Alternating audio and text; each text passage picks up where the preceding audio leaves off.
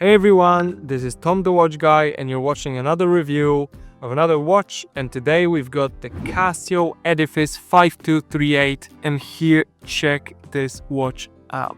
I've had this watch for about 2.5 years, 3 years now. I think it's a pretty nice watch. I don't wear it super often, and I'm gonna be super honest in this interview, and I shall begin it straight off with that thought. I am not the biggest fan of this watch.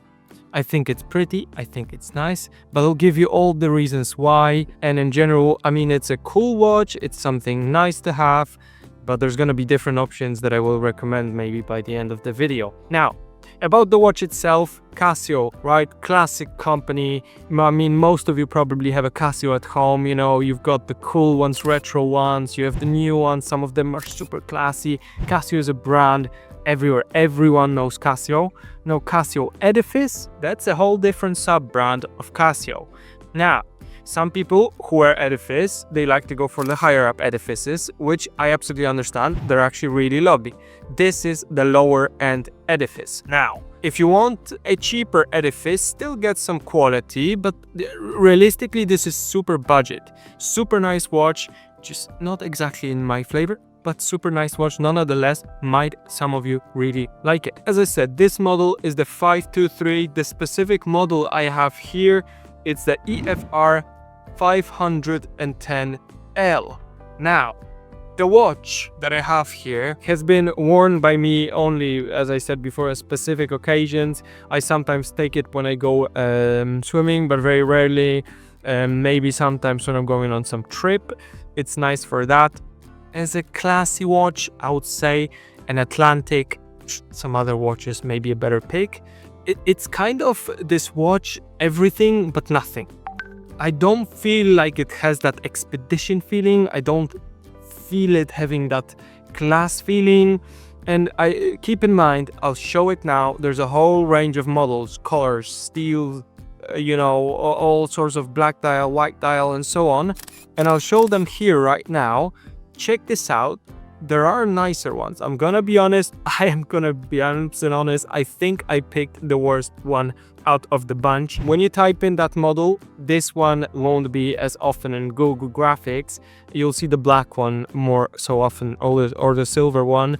Now, this one is not seen so often, and maybe that's for the good. I am not the biggest fan of how the colors are. They don't fit many clothes. They don't fit. I don't know. It's tricky to say, but I still have it in my collection because I really wanted to have a Casio Edifice, and I like Casio as a brand, as a company, and my dad always had an Edifice, and I really wanted to have my own, but I had a lower budget, so I went for this watch. Now, a bit about the watch. So it has a quartz mechanism. As we know, Casio founded in 1946, you know, the Japanese movement. Battery inside is the SR626, right? SW. So not so easy to get, but obviously on the internet easy, somewhere to order, and maybe not no stores physically. Stainless steel, PVD rose. So we have a rose gold out. You see the front here outside this metal, it's rose gold coated from what I know.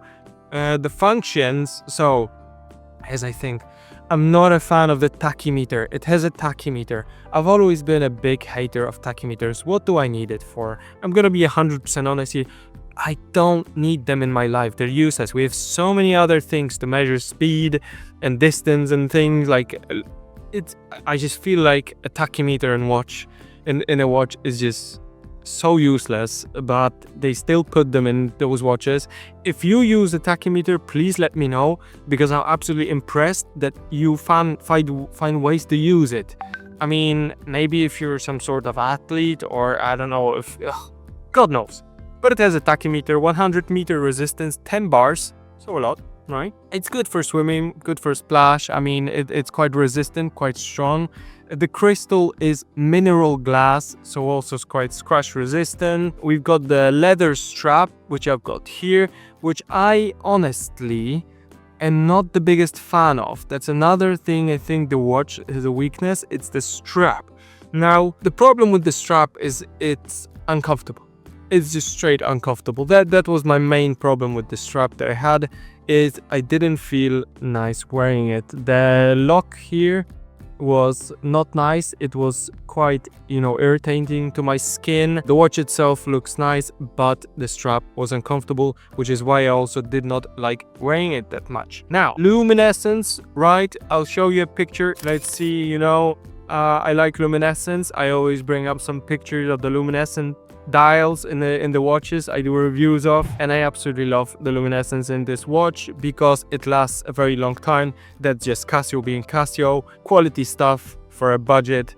And that luminescent dial once lasted me like 3.5 hours, when I went into the dark, because I went on a trip in a different city in Poland, and I had the opportunity to actually take this watch then, and I found it very useful then and actually pretty cool. So the cool thing about this watch here, now that I actually really like also, you've got the date, so the day of the week. Now, I honestly prefer that other than the date, like 21, 22nd as a number. I do enjoy a Monday, Tuesdays, Wednesday, Thursday.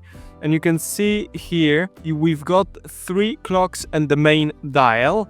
Now, bottom one is seconds. We've got the one, I'm not sure on the right, on the left, what the camera will see or what you will see as a viewer, but we've got the days of the week, and we've got the tachymeter. Now, you can use a tachymeter if you want also as a stopwatch. I guess some people could do that too. That's, I guess, the plus of that function. I'm not going to go into the tachymeter and all that functions. I think the date is cool. I think definitely the second, we've got the minute and the hours on the outside. The big dial is that, and the luminescent dial is super nice. So in the night, it looks pretty nice. Maybe a bit about the diameter. So we've got 44.7 millimeters in the main dial, right? We've got an 11.9 millimeter thickness. So that's 11.9 stainless steel, right? I presume, I'm not sure, it's 316L, so something very common in watches, and I would presume it's that one. Then plus minus 20 seconds a month when it comes to the time. So that's just Japanese movement. When you want a budget Japanese quartz movement, you will get quite a lot of output, and that's the 20 seconds a month. But I think that's actually not too bad. When I think about Rolexes and stuff, they have like 5 minutes in 6 months. So yeah, that would be all right. Not too crazy. Yeah. So yeah, output is 20 minutes, 20 seconds a month. That's the output of the quartz mechanism inside. So yeah, you've got the stopwatch, you've got the tachymeter, you've got the day of the week, you've got the seconds on the small clock below, main dial, hours, minutes. I'll throw in, it's mainly stainless steels. Some variants of this watch have got a metal strap, and some have got a leather strap like the one I have. Now, I do feel like the other models might be a bit better in color combinations. Not the biggest fan of the color combination in this watch. As a first, the price. Okay, most important part, the price. You can get this watch new for about, I think it's 180 bucks. And then if you want a used one, you can get them for as low as like even 50 to 60, 70 bucks max. A used one and in good condition, because I feel like people don't wear them. I've seen so many on sale online, and they're not something rare. They're easy to pick up. If you enjoy it, if you like it, I would say pick up a different color combination. Then it looks pretty nice. Not the biggest fan of this color combination that I own, but it was quite cheap because I bought it for 300 zlotys. Used, second owner. So now I am the third owner, and the watch itself is pretty nice. I wouldn't call it a best first watch in your life. You've got better picks, like, as I said, Timex. You've got definitely Casios, a whole range of different Casios. Maybe not an Edifice, go for some classic Casio. Maybe go for a Festina, but I wouldn't go for that Edifice cheaper range here. I think it's a nice watch. If you manage to stumble upon it, is it a good collection? It's not the best collection watch. It's really low on the budget, and I think you can get a pretty cool, you have a bunch of other cool options rather than this watch. So there's not much I can tell more about this watch. Is it a smash or pass? For me, it's gonna be a pass. I'm thinking about selling it and buying some other watch and in combination with this video. where I can kind of combine, you know, the whole idea of buying something in the same budget range. We also have inflation. Since those 2 years, probably watches went up by a bit, so I'll have to play around with that a little bit. But in general, not a bad watch. I wouldn't say it's something spectacular, wouldn't say it's something bad. I would say it's in the middle. It's a cool thing to have, nothing really super interesting. And then, yeah, as I said, tachymeter. What's the point, man? Come on. If you guys want me to add a bit more specifics about the watches, tell me please in the videos, because I'm not sure, maybe I didn't move some topic. But as always, I will put the watch on my wrist now, and the strap itself, it's not in the best condition too, but it's also not bad. I've used it a bit, but I've kept it quite a lot in the box, which you can see there. And let's get this on. So we got the watch on, and now looks wise, it's not bad, right? You wouldn't say it's bad, but I mean, maybe some of you will like it more. Maybe it's just me, but there's something about this watch that I'm just not a fan of. Once again, the strap, maybe it's just me, but I feel like there's something missing in this watch. Even though there's a lot going on, there's something missing. There's some idea, maybe it's just the colors. I always thought it's the colors that I wasn't a fan of. I mean, wrist size, I have a small wrist and it fits quite nice. It's not too big, it's not too small. It fits, you know, it's comfy at the beginning, but then I say this, it gets so, I don't know, not nice. It leans on your skin too much, and then if I loosen it up, it falls, looks stupid. Something about this watch, just in my experience personally, wasn't the best. I love Casios so much. I've had Casios in my life, and I've had so many fantastic Casios.